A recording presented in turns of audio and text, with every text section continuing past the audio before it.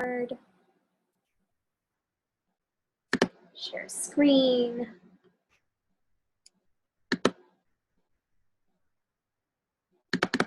All right.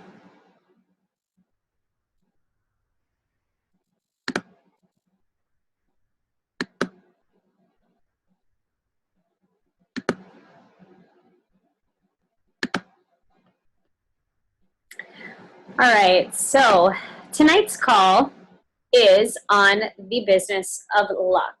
And basically I came up with this topic. It's kind of a two-part topic because I just had gathered so much wisdom, I feel like, this week between the Slight Edge and church. And I just kind of felt like it was all intertwined and I didn't really know how to connect it. And then I kind of just wrote down the thoughts that I wanted to address, and this is what I came up with: the business of luck and how we prepare ourselves to have success in this business. So here we go. What is luck? Luck is definitely random. It is that moment that everything kind of aligns and we have this like random act of fate happen, and it causes our big break, and it can happen to anyone, right? Wrong. Luck is when the constancy of preparedness eventually creates opportunity. And this is from the Slight Edge. I loved this because I think for so many of us, we kind of grow up thinking that luck is something that just happens, like a switch is flipped, right? It's just this thing that we walk into, and you know, there's no kind of like pre-dealt with anything that leads to it. And I loved this quote from the Slight Edge because it just puts into perspective that it really is about doing the things that constantly prepare us for that opportunity that seems like our big break. So how many times have people had to get things wrong before the breakthrough came? What are you doing right now to prepare yourself for the success that is going to come later? Where we go wrong. We spend so much time in life looking for the winning lottery ticket in a game that isn't the lottery. I loved that. Oh my gosh. I feel like this is the biggest issue. We spend so much time looking outside of ourselves, wishing that we had things from other people, wishing that we had, you know, their clothes, their life, the money to go take this class. I wish I could live in a house that big. We spend so much time wishing for the things outside of ourselves. And that is just like putting money down on the lottery ticket. This picture is so apropos, I feel, because it says, you are worth $1 million. Well, that person is betting on the lottery ticket to get them $1 million, rather than just going and putting in the work that will help them make $1 million. You can hope, or you can do. And I feel like this is something that is really prevalent on my mind this week, because in my success partner group, in this final week, like, there have been some people that are just sitting on Success Club Zero. And you know what? I feel like a lot of us have felt that struggle this month to really move our businesses forward. And that's okay. It's not always going to be, like Becca said, you know, the easy. There are some months that are easier and there are some that are harder.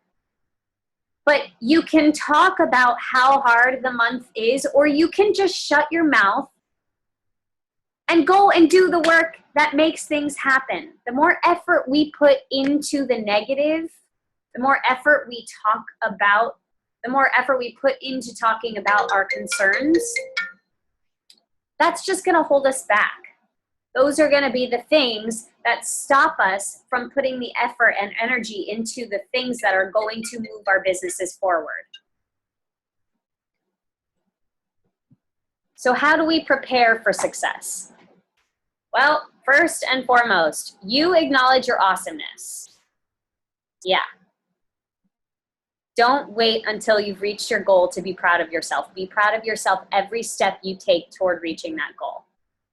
So every day you don't quit is something to celebrate because it means that you're on the way to your goal. We all know that if you're in this for something that's going to be instant gratification, like you're in the wrong business, because this is something that is a process. We typically on this team are not in the habit of reaching for these small things. We want these huge, massive things to happen in our life, and they are possible. But what's going to help us get there a lot faster is if we open our hearts and start celebrating ourselves for the awesome things that we have to offer, for the successes that we have right now, that we have 3 months from now, that we have 3 years from now.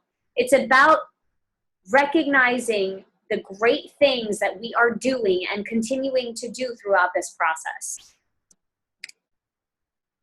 You got to take action.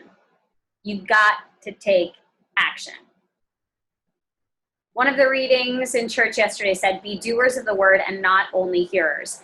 And I was like, oh, mind blown. That is so freaking appropriate. How many things do we have at our fingertips? How many opportunities do we have to grasp like the success and greatness on our team? That's Melanie Mitro right there in the center. And, you know, she's one of 4 bombshell dynasty ascendants in the top 10. That doesn't happen because she snapped her fingers and was top coach one day. It happens because she used everything that was available to her, everything that was on this team, you know, new coach training, push groups, team calls, national wake-up calls. She was a self-learner. She used all the tools that were available to her in order to be successful. It doesn't just happen with the snap of the fingers, you know, but you have the tools. You're hearing things, and you need to seriously assess where you are and ask yourself, well, am I actually putting those things into play? Am I putting those things to work?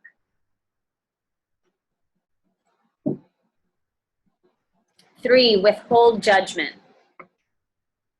Withhold judgment to allow for other courses of action to arise. This is something I think I have struggled with probably my whole life. I have been, number one, a perfectionist, which has made me very judgmental of myself, but I have also been in the past very judgmental of other people. And, you know, you're like shooting yourself in the foot when you do that. We ask our challengers all the time to practice self-love. And I think my question kind of lies with the fact, like, how can we ask our challengers, our coaches, to practice self-love if we're not even going to do those things ourselves? So we, in order to prepare for success, need to start loving ourselves. We need to actively start working to change our mindset. So we're going to attract positivity into our life. Now, I think those of you that are on this call have already read You Are Badass, and this is what it's all about. Switching those things that allow us to start seeing the possibility for our future, as opposed to stunting that possibility because we're so focused on where we are at this point. So rather than saying, I suck at this, start saying things like, I'm still learning, or this isn't working. Well, my hard work is going to pay off eventually. They just don't get it in reference to other coaches. It's about to click for them. Small things can be such huge shifts for us. And I want to go back to this idea of self-judgment. Well, it's really easy to get caught in that comparison game. It's really easy to look at other people who maybe started around the same time as you, who are moving a lot faster or are able to recruit people who are helping them bring in legitimate income a lot more quickly than you. It's not worth it to play that comparison game and there is a switch that has to happen from looking at someone's life and saying, wow, like that is going to drive me. That is the kind of thing I want. And going and doing that rather than saying, wow, that's the kind of life I want. I wish I could have it. It's going back to that thing that you can do or you can hope. We need to be doers. Judgment doesn't only refer to ourselves. It also refers to potential coaches. We say it all the time, you know, you can't make the decision for them. But what I've been noticing lately is that there are some people I don't even want to reach out to as coaches because I have noticed in the past that they're not the kind of people that, you know, really know what it is to work hard, frankly. But why am I making that decision for them? We can ask the question, we can present the opportunity, and what people do with it, that is their choice. But you never know who your diamond in the rough is going to be. You never know who your rock star is going to be. So rather than betting against that person, open your heart. Start to change your heart and believe in everyone. Believe in everyone's potential. Judging current coaches. Yeah, that's a big one too. I feel like especially when we're pushing toward rank advancements, it's really difficult because we want them to move at our pace. Things have started to click for us. We are starting to move our businesses forward. We're starting to act like top coaches, feel like top coaches. Why the heck aren't they doing it too? I know that frustration. Not everyone moves at your pace. And that's when we kind of need to take a second, breathe, and remember things will eventually click for them. It just hasn't happened yet. So don't judge. Withhold that. Sometimes even, you know, call yourself out on it if you start to realize that that's what's happening. Because if you withhold that, you're opening up the path for so many other things to happen. And you might be really, really pleasantly surprised.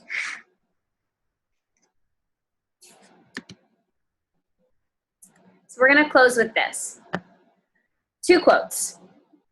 Life is not about finding yourself. It is about creating yourself.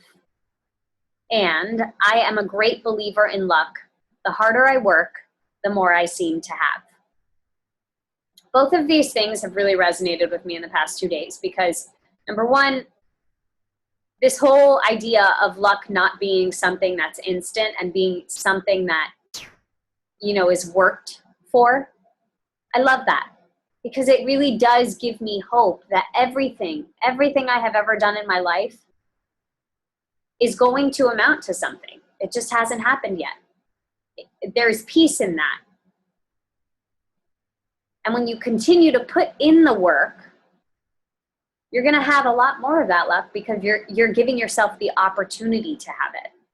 And this idea of life is not about finding yourself, it is about creating yourself. Guys, we have a golden opportunity here, not only with ourselves, but with our businesses. We can be anything we want to be. We can have our businesses be a reflection of whatever it is that we want. But we need to go out, decide what that is, and go and take it for ourselves. And that's not going to happen by snapping our fingers and deciding we want to do it. That's going to happen by putting the action in, by taking steps every single day to create what it is that we want. All right. That is our call. I am going to stop this screen share.